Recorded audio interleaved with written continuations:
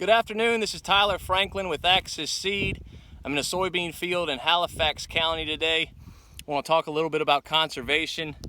Last year, this was a tobacco field, followed by cover crop of wheat, and now full season soybeans. These soybeans were planted about 3 weeks ago. We've had good rain ever since, but we're dealing with fairly poor ground here. After tobacco, the tobacco's on beds. They have to level the soil out with a disc or some sort of ground leveling machine. They put in a cover crop to keep the soil from eroding, to pull up some excess nutrients and improve soil health, and then they planted soybeans through the cover crop. You can see the wheat that was here before we planted soybeans, adding a little bit of structure to the soil. But what I really want to point out is this is a clay-based soil, how this soil has crusted on the surface. I want to show you that there's plenty moisture down in the ground, but the surface has sealed.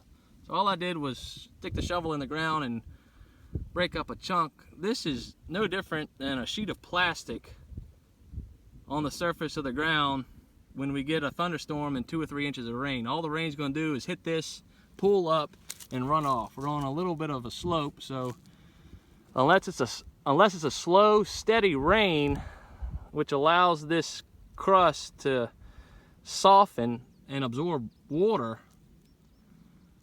you get a hard thunderstorm and 2 or 3 inches within an hour, all this is going to run off. And in a state like Virginia, where 9 out of 10 years moisture is our limiting factor, we need to avoid situations as this much as possible to allow every rain event we can to get down into the root system of these soybeans. So the farmer had to work this ground to get the beds leveled out to plant soybeans, but because he did that, he created this mat, which is not going to allow a heavy rain event to get to the roots of the soybean. A couple things that could have been done is thicker cover crop, multi-species cover crop, planted a little bit earlier. They had a dry fall last year, which limited the amount of growth they had in the fall. This is just a challenging situation we have here, but just wanted to point out that this scenario, you got plenty of ground moisture currently.